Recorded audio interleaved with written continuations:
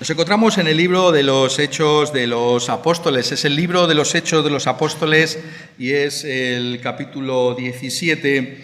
Estamos considerando las palabras del mensaje del apóstol Pablo en Atenas y nos encontramos en esta ocasión en el versículo 31, Hechos 17, versículo 31, pero leemos también el versículo 30, donde dice: pero Dios, habiendo pasado por alto los tiempos de esta ignorancia, ahora manda a todos los hombres en todo lugar que se arrepientan, por cuanto ha establecido un día en el cual juzgará al mundo con justicia por aquel varón a quien designó, dando fe a todos con haberle levantado de los muertos. Y es que hay días y días, ¿no es verdad? ¿Qué día recuerdas de tu vida? Sin duda alguna, el día del nacimiento tú no lo recuerdas, ¿no? Pero tus padres sí que nos acordamos, ¿no? De cuando naciste. Quizá te acuerdas del día de tu boda. Muchos de nosotros recordamos ese día de una manera muy particular. O quizás recuerdas ese día de cuando conseguiste tu primer trabajo. Es un día también curioso para recordarlo. O ese día que fuiste por primera vez a la universidad. O cualquier otro acontecimiento interesante de tu vida. Y eso queda en tu mente, ¿no es verdad? ¿Qué día fue aquel?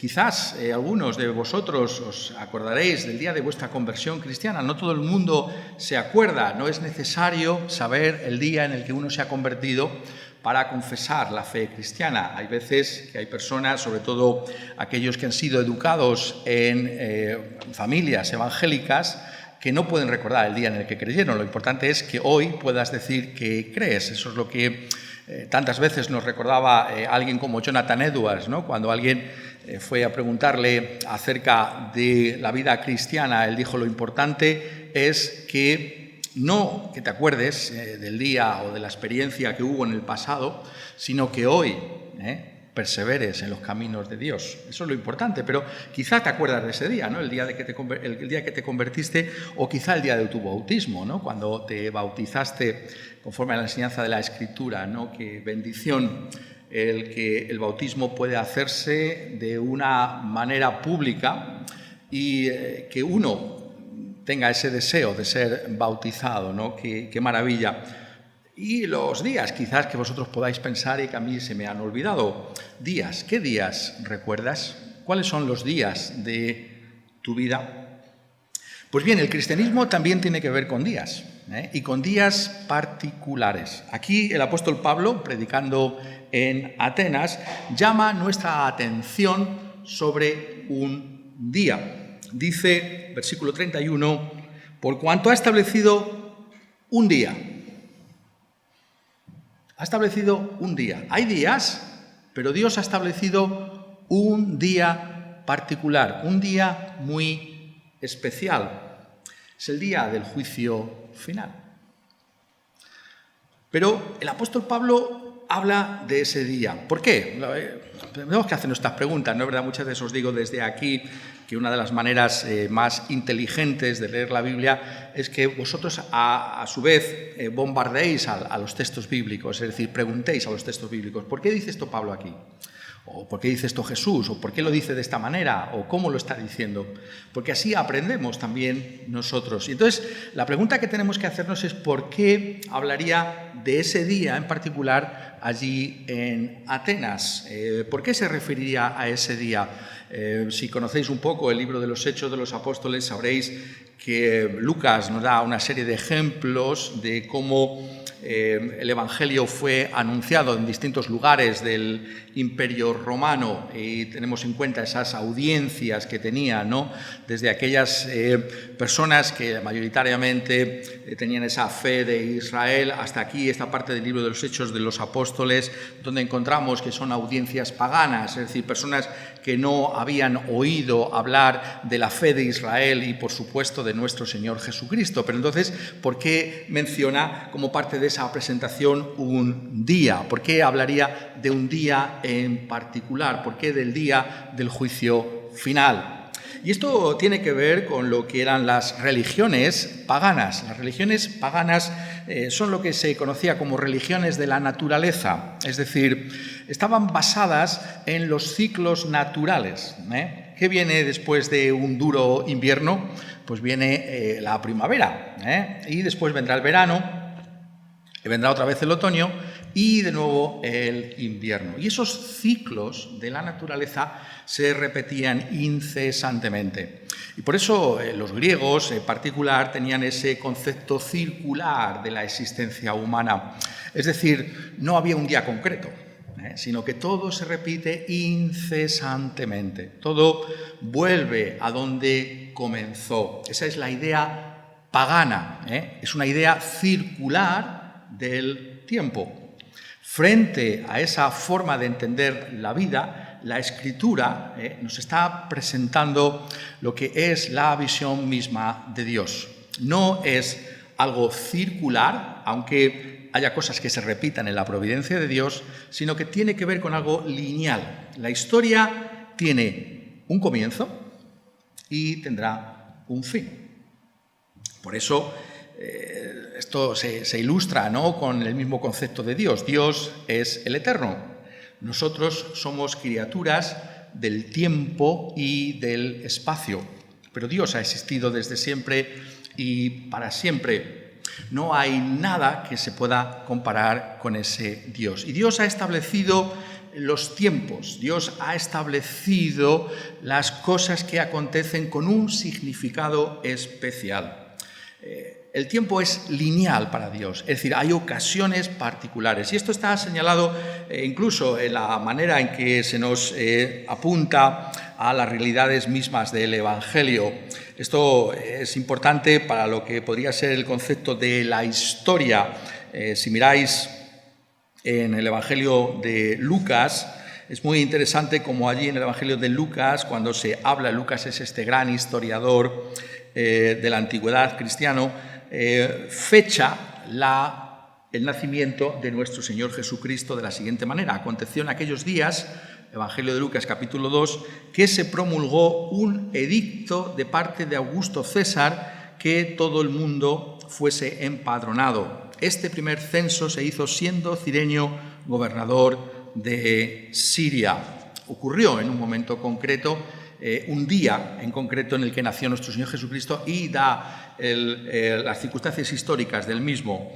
O, ¿qué me decís de Lucas en el capítulo 3, cuando dice: en el año 15º del imperio de Tiberio César, siendo gobernador de Judea Poncio Pilato y Herodes tetrarca de Galilea, y su hermano Felipe tetrarca de Iturea y de la provincia de Traconite, y Lisañas tetrarca de Abiliña, y siendo sumos sacerdotes Anás y Caifás, vino palabra de Dios a Juan, hijo de Zacarías, en el desierto. Hay ocasiones, hay tiempos, hay días que Dios señala.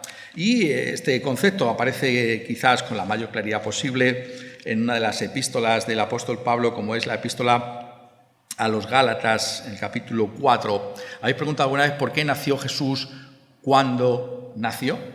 ¿Por qué no lo hizo antes? ¿Por qué no lo hizo después? Dice en Gálatas 4:4, pero cuando vino el cumplimiento del tiempo, Dios envió a su Hijo, nacido de mujer y nacido bajo la ley, para que redimiese a los que estaban bajo la ley, a fin de que recibiésemos la adopción de hijos, cuando vino el cumplimiento del tiempo. Y por tanto, nos está señalando que hay un plan que Dios tiene para todo lo que acontece, que nada ocurre por azar, que no simplemente se repiten incesantemente las cosas sin ningún sentido ulterior. Muy al contrario, Dios tiene sus tiempos establecidos y Cristo Jesús vino cuando se cumplió ese tiempo. De esta manera Dios está controlando la historia y este es el mensaje que el apóstol Pablo está transmitiendo aquí en Atenas, la realidad de que todo está bajo el control de Dios. y que Dios tiene sus días especiales y que hemos, y esto es lo importante para nosotros, vivir a la luz de esa realidad que Dios mismo ha establecido. Estamos en las manos de Dios. Los días de nuestra vida son sus días, los que Él nos ha permitido vivir, y tenemos que ser conscientes de esa realidad, de lo que significa. Y por eso el apóstol trae este día delante de esa audiencia allí en Atenas. Porque claro, tenemos que ser capaces de entender esto bien para entender la Escritura y luego poder aplicarla a nosotros, el contexto de ellos. Esa gente no tenía un horizonte de futuro en el sentido de un día especial. Cuando Pablo estaba anunciando esto, bueno, la vida va a seguir como tal, ¿no?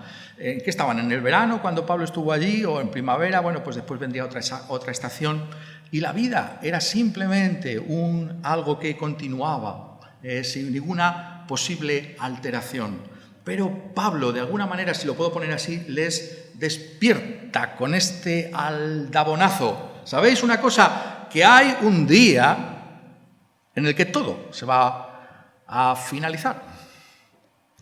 Que hay un día que viene y que va a ser el último día de cómo hemos conocido la vida y la realidad en la que nos encontramos. ¿Queréis escuchar acerca de este día? Es como si dijera el apóstol. Y es así como arresta, si lo podemos decir así, la atención de su audiencia allí en Atenas. ¿Qué está diciendo este hombre? ¿De qué está hablando? Pero si todo sigue igual, todo acontece tal y como está establecido y seguirá así por los siglos de los siglos. Pero no, dice el apóstol, hay un día concreto al que debéis prestar suprema atención. De ese día es del que yo os quiero hablar. Y por tanto, podemos nosotros también prestar atención a ese día. ¿Qué día es ese? Es, en primer lugar, un día establecido por Dios. No solamente habla de un día, sino dice, por cuanto ha establecido un día. Está señalando la soberanía de Dios en lo que son los tiempos de nuestra existencia. Todo está establecido por Dios. Dios ha fijado un día. Hay un día determinado por Dios para ese juicio final. Ese día está establecido, es seguro, porque Dios mismo así lo ha querido. Sabemos, a pesar de nuestra incesante curiosidad, que ese día no lo sabemos nosotros cuál sea. Sabéis, esta especulación, ¿no?, que se ha llamado escatológica, que ha recorrido la Iglesia cristiana a lo largo de los siglos, ¿no? La idea de casi una obsesión, ¿no?, de a ver si somos capaces, ¿no?, leyendo adecuadamente el profeta Daniel y Apocalipsis, de fijar ese día, ¿no? Y sabemos como particularmente en los Estados Unidos de América, ¿no?, en el siglo XIX surgieron lo que se llamaban esos grupos milenaristas, ¿no?, que en 1844 dijeron, vendrá Cristo, pero no vino. 1914, ¿vino Cristo en 1914? Bueno, se puede intentar, ¿no?, alargar lo que eso pudiera significar, ¿no?, pero no ha venido Cristo Jesús. 1935, 1975, no ha venido. Lo que nos está diciendo la Escritura, lo ha dicho el Señor Jesucristo, lo hemos estado leyendo hace un momento, es que esa fecha solo la conoce Dios.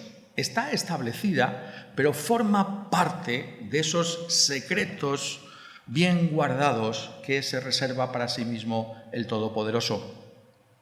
Y ahí es donde se nos enseña esa humildad que debemos tener delante de Dios. Dios no es como nosotros. Delante de Dios tenemos que venir dándonos cuenta de que somos esas sus criaturas. Y esto está aquí puesto para que nos demos cuenta de que, puesto que no se sabe el día que Dios ha establecido, tenemos que estar preparados en todo momento. Eso es lo que hace nuestro Señor Jesucristo. En esa lectura que hacíamos en Mateo 24, podíamos haber seguido leyendo en Mateo 25 la parábola de las vírgenes y también la parábola de los talentos. Y en todas ellas se está enfatizando esta misma idea. Tenemos que estar preparados en todo momento. ¿Por qué? Porque no sabemos cuándo venga nuestro Señor Jesucristo, cuándo será ese día del juicio final. El cristiano vive a la luz de la expectativa de ese día del juicio final, que es también el día de la venida del Señor Jesucristo, y juntamente con la Iglesia de todos los tiempos, que se identifican con esa oración que aparece como el colofón del libro de Apocalipsis, decimos: «Oh, ven, Señor Jesús, ven, pronto ven». Tu pueblo anhela la consumación, como dice también una canción, de la celeste, eterna reunión con el Señor. Ese es el día. Dios lo ha establecido. Te das cuenta que la vida tiene ese límite de caducidad, que no es simplemente una cuestión de esperar el día de nuestra muerte y desear que esté lo más lejos posible. Pero hay un día del juicio, que está establecido. Lo vemos así, lo entendemos, nos damos cuenta. Pero el apóstol, en segundo lugar, no simplemente habla de ese día como un día establecido, sino que también nos habla de lo que acontecerá. De alguna manera ya lo he estado mencionando. Dice: por cuanto ha establecido un día en el cual juzgará al mundo. Juzgará al mundo. Es decir, ese día del que está hablando aquí el apóstol es un día de juicio. Hay un juicio final. Hay una realidad de tener que dar cuenta de nosotros mismos a nuestro Creador. Es ese día en el que todos vamos a comparecer, todas las naciones de la tierra, de todas las épocas que han vivido, tendrán que venir delante del Hijo del Hombre. Ese juicio que está por venir se realizará entonces. Habrá una evaluación de todos y cada uno de nosotros sin excepción alguna. Esa es la realidad que enseña nuestro Señor Jesucristo constantemente en los Evangelios. Es algo que muchos han querido evadir a lo largo de la historia, ¿no? Antes mencionaba, ¿no?, cómo hay esa obsesión también por las fechas, ¿no? Pero por otro lado tenemos que ver a aquellos que también es otra obsesión, olvidarse de que nuestro Señor Jesucristo tenía siempre esa perspectiva del fin. Y esto también es cortar, ¿no? Reducir el Evangelio, porque tenemos que vivir a la luz de la rica revelación que Dios hace de todos sus caminos, y nos está hablando de un juicio, y por tanto no podemos obviar, no podemos dejar de hablar de la segunda venida del Señor Jesucristo, no podemos seguir sin advertir a las gentes acerca de ese juicio que ha de venir, que tenemos que vivir a la luz de esa realidad. Eso es lo que está aquí diciendo el apóstol Pablo a aquellos atenienses, con ese contexto especial que me gusta reiterar para que nos demos cuenta de cómo era aquella audiencia y cómo somos nosotros, pero es algo que debería sorprenderles tremendamente, ¿no? Pero ¿qué está hablando este hombre? Si todo va a ser siempre igual. No, hay un juicio, hay un lugar en el que tú y yo tendremos que dar cuenta de nosotros mismos. Dios ha establecido un día en el cual juzgará al mundo. Y añade: con justicia, con justicia. Es decir, ese será un justo juicio, el justo juicio. Muchas veces sabemos, ¿no? Podemos ver las sentencias, ¿no?, que se dictan en este mundo, y podemos estar en desacuerdo con esas sentencias. Algunos hablarían incluso de sentencias políticas, ¿no? Y sabemos que el peor delito que puede cometer un juez sería la prevaricación, es decir, dictar una sentencia injusta a sabiendas. Ese es el peor juicio que puede cometer un juez. Pero esto es la realidad del mundo en el que nos encontramos, un mundo en el que sí se establece y se hace justicia, pero tantas veces es limitada, es parcial. Pero aquí el apóstol Pablo reitera que aquel juicio final será un juicio que será realizado con justicia, con justicia. Esa es la realidad que nos espera. Hay una justicia final. Sabéis que ese concepto es precisamente uno de los más poderosos que existen en cuanto a lo que sería la apologética cristiana, en cuanto a la defensa de la fe, ¿no? ese anhelo de justicia va a quedar insatisfecho por toda la eternidad.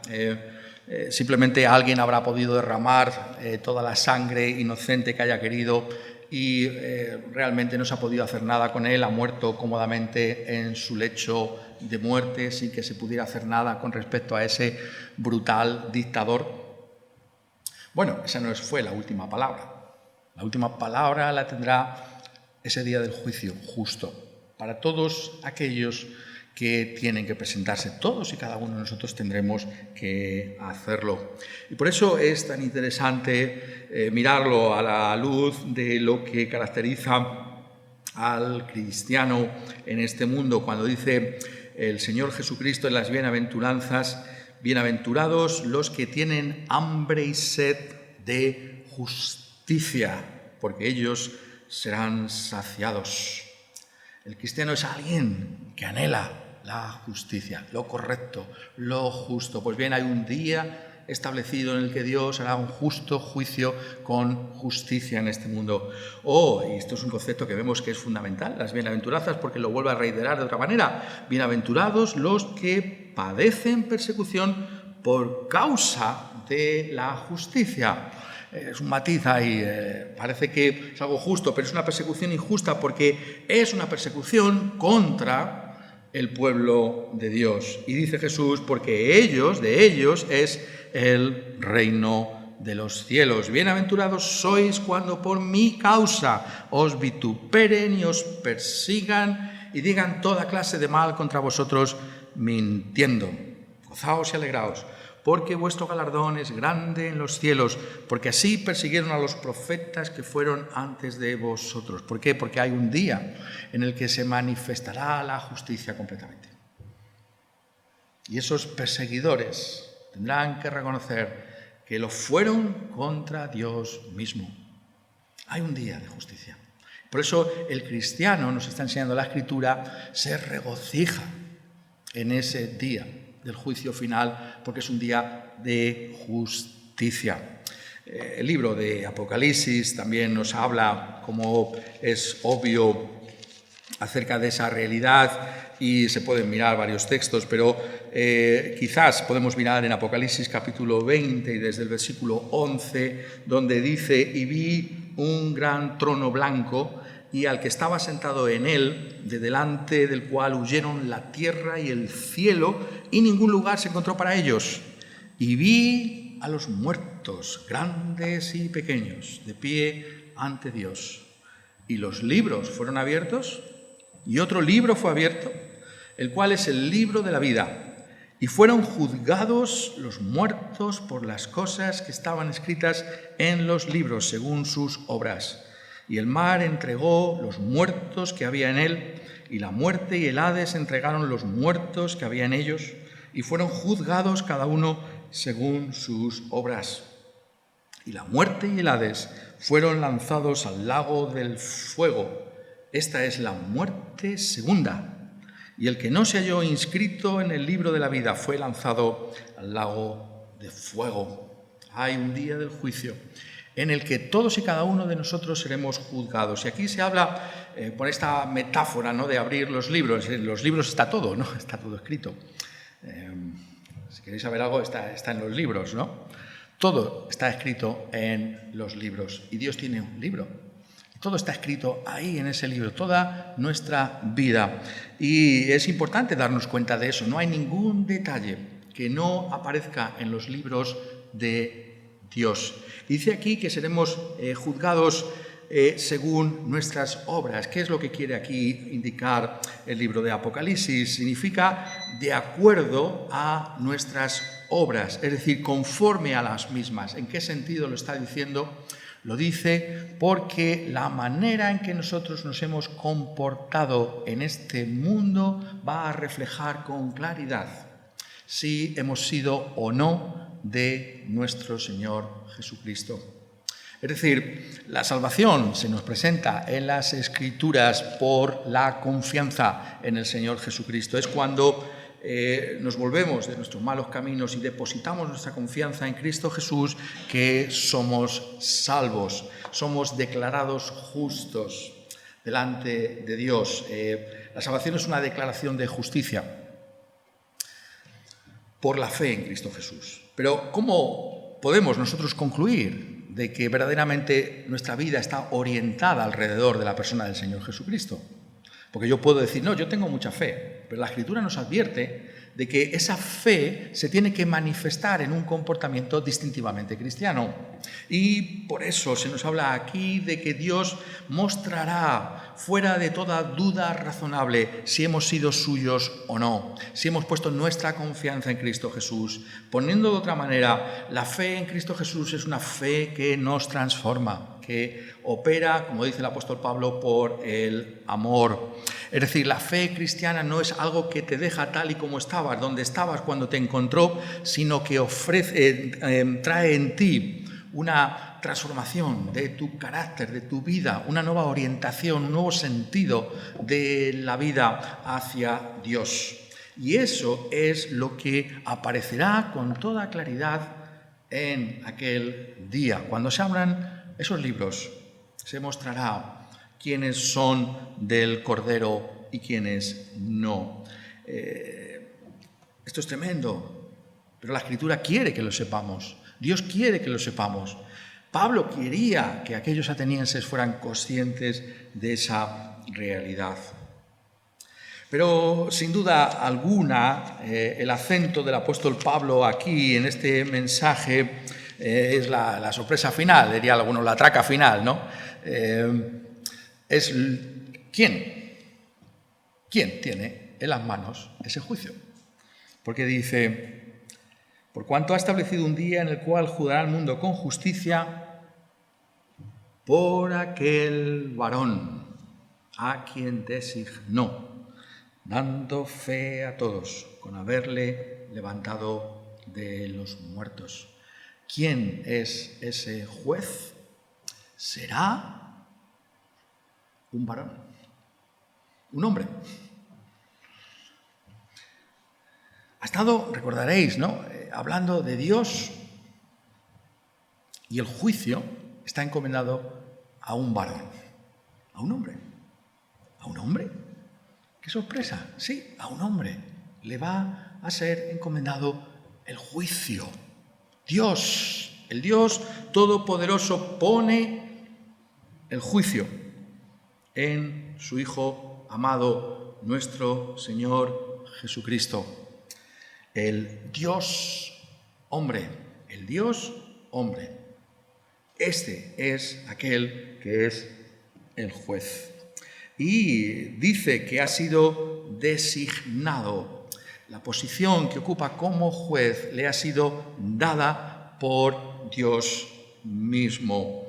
Y hay una conexión que establece ahí, que espero que podamos ver con mayor detalle la próxima vez que estemos juntos sobre ese texto, con su propia resurrección de entre los muertos. Pero es importante centrarnos ahora en esa palabra que dice aquí, designó, designó. Hay una relación que quiere establecer el apóstol Pablo y que nosotros tenemos que explorar ahora.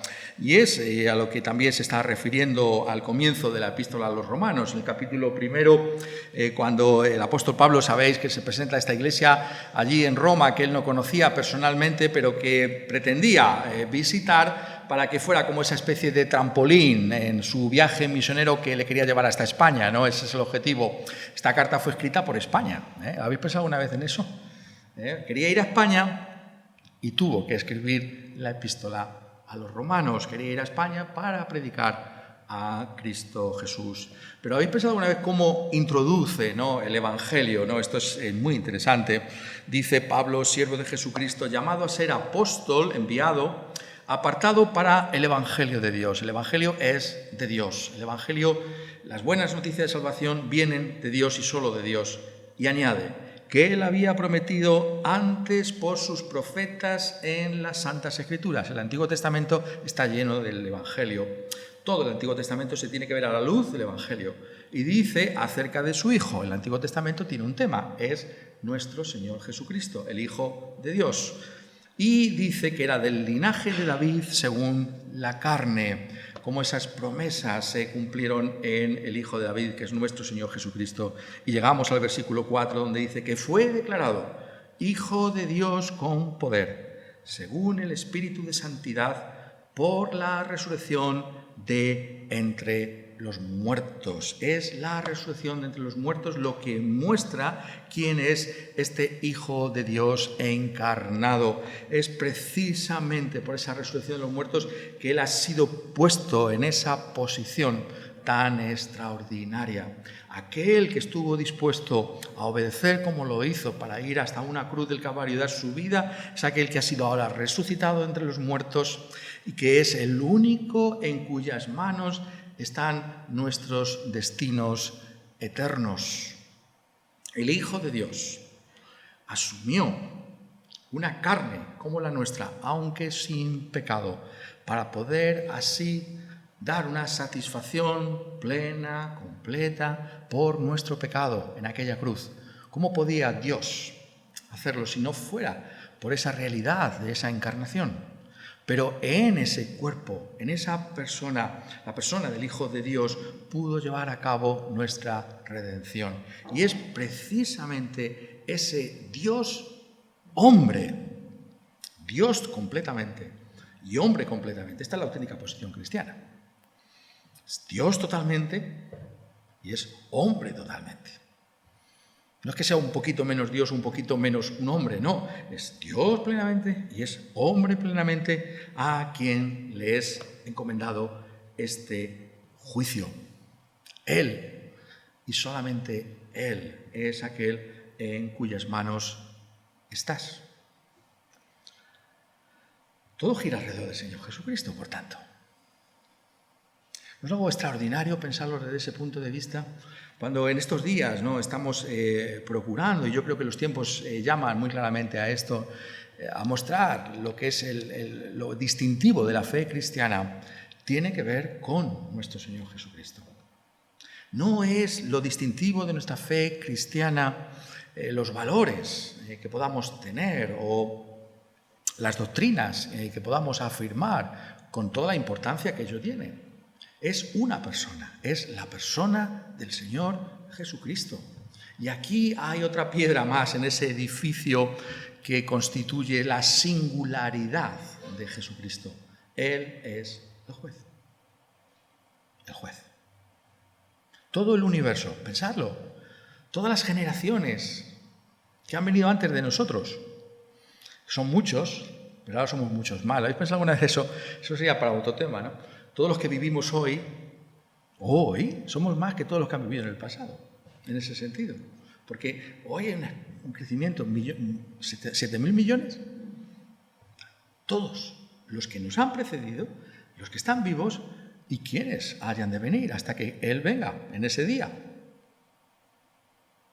Todos esos millones de personas tienen que dar cuenta delante de un varón, de nuestro Señor Jesucristo. Y en ese sentido no es maravilloso pensar que de alguna manera tenemos una relación, si somos cristianos, con Él. No es algo tremendo pensar por un momento que Él no se avergüenza si somos sus hijos de llamarnos hermanos. Ese es el juez, el Señor Jesucristo. Esa es la gloria y lo que distingue a la fe cristiana. Todo está en manos de Él, aquel que murió en la cruz, aquel que resucitó de entre los muertos. A Él le ha sido encomendado ese juicio justo. Pero de otra manera, ¿podría haber otro mejor? Es una manera correcta de entenderlo, ¿no es verdad? ¿Podría haber algún otro mejor? Cuando leemos los evangelios, nos admira la sabiduría del Señor Jesucristo. ¿Cómo es capaz de tratar todo tipo de situaciones, ¿no? ¿Cuántas veces lo quieren atrapar sus enemigos, ¿no? Con todo tipo de trampas dialécticas? Y qué brillantemente les responde, y qué adecuadamente, y cómo cierra la boca de los mismos. ¿Puede haber alguien mejor que para ser el juez? ¿Puede haber una sabiduría como la de Jesucristo. Podemos encomendarnos a otro mejor que este como juez. Este es el juez.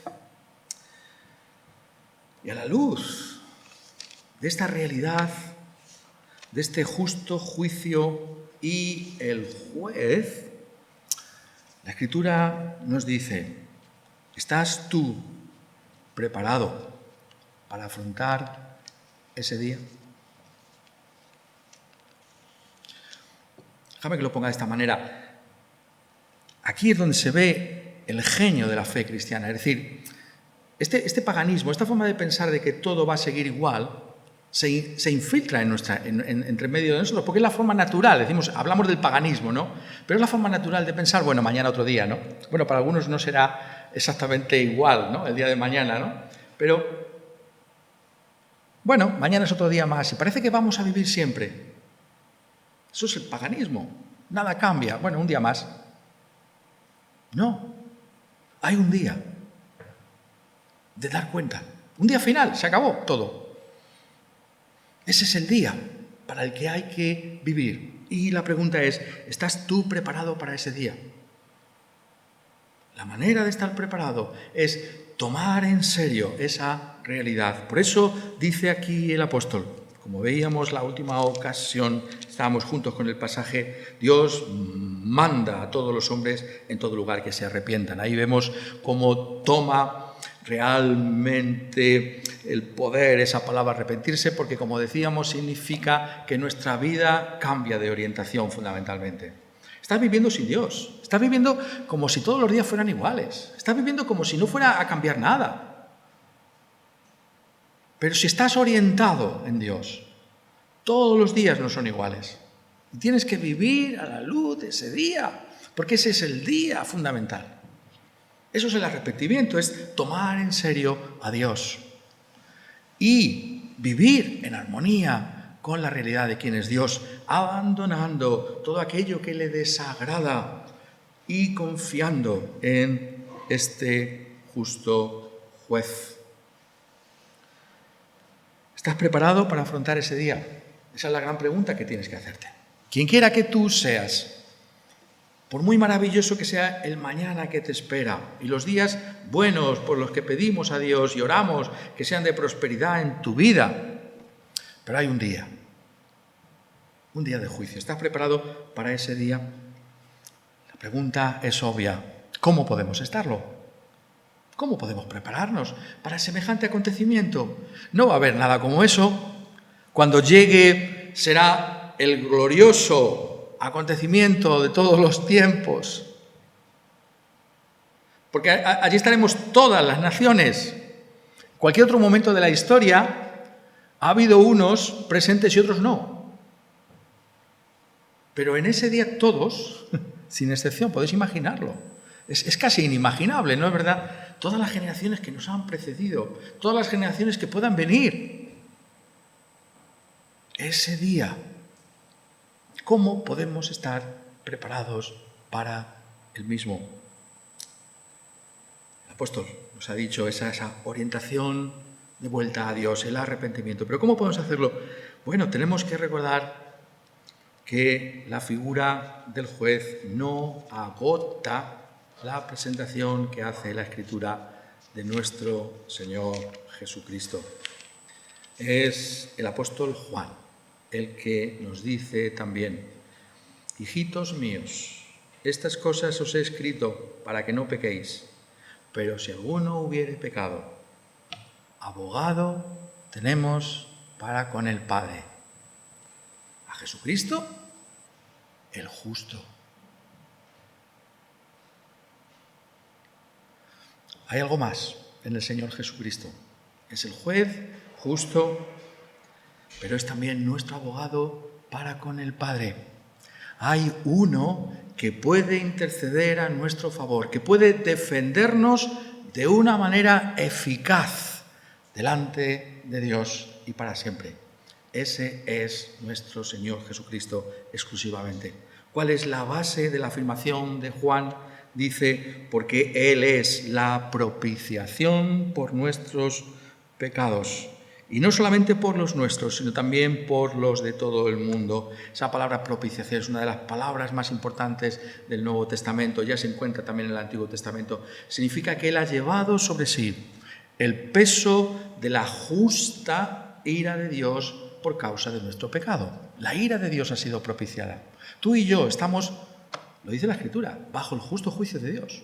Todos hemos pecado, de diversas maneras. Pero todos somos pecadores. Y el justo juicio de Dios es lo que nos espera. ¿Cómo podemos evitarlo? ¿Cuándo sabemos que somos pecadores? Cuando sabemos que hemos hecho el mal. Solamente hay un camino. Es que nos acojamos a aquel que es la propiciación por nuestros pecados. Aquel que llevó el castigo que merecían nuestros pecados en la cruz. Nuestro Señor Jesucristo el justo.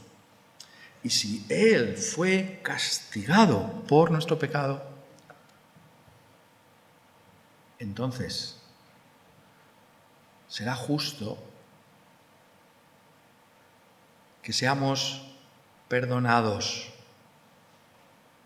por Él. Entonces, en ese día.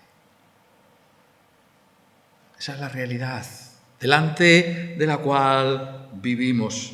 La realidad de que nuestra confianza para el día del juicio final está puesta en el Señor Jesucristo, en la figura de ese juez y al mismo tiempo abogado de su Iglesia. Es la única manera en la que tú y yo podemos con paz venir y anticipar ese día del juicio final. Hemos leído en ese libro de Apocalipsis acerca de esos libros que se abren, donde están escritas las realidades de tu vida y de la mía. Pero dice también en Apocalipsis, y lo ha dicho en ese pasaje igualmente, Apocalipsis 13:8, y la adoraron todos los moradores en la tierra cuyos nombres no estaban escritos en el libro de la vida del Cordero que fue inmolado desde el principio del mundo. Sí estamos escritos en ese libro del Cordero inmolado, del Cordero sacrificado. Si nuestros nombres están en ese libro de la vida, entonces nosotros seremos absueltos. ¿Por qué? Porque nuestra confianza está puesta en Él, en lo que Él ha hecho para que pecadores como tú y como yo podamos ser salvos. ¿Es este tu caso? ¿Has puesto tu confianza en Cristo Jesús, aquí y ahora, en esta vida, en este día? Porque la Escritura nos revela algo extraordinario. Si hemos puesto nuestra confianza en Él, entonces anticipamos y ya sabemos lo que será el veredicto para nosotros en ese día. ¿No es algo glorioso lo que ofrece el Evangelio? Si tú confías en Él, ya sabes el veredicto que se dictará entonces, porque será con justicia que seremos juzgados. La realidad de lo que Él ha hecho por nosotros, esa sangre que fue derramada por nosotros, nos va a permitir, aquí y ahora y en aquel día, ser declarados justos delante de Él. Vivamos, pues, a la luz de ese día. Que Dios te conceda días y días de prosperidad y de bendición en este mundo. Yo te los deseo de todo corazón. Muchos de vosotros tenéis toda la vida por delante.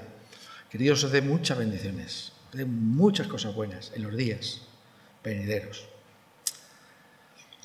Pero lo importante es que estés preparado para aquel día. Ese día es el que más trascendencia va a tener, y lo puedes hacer si tú ahora pones esa confianza en el Señor Jesucristo, en ese Cordero inmolado. Jesucristo, el justo. quiera Él, que vivamos a la luz de estas cosas para su gloria. Amén.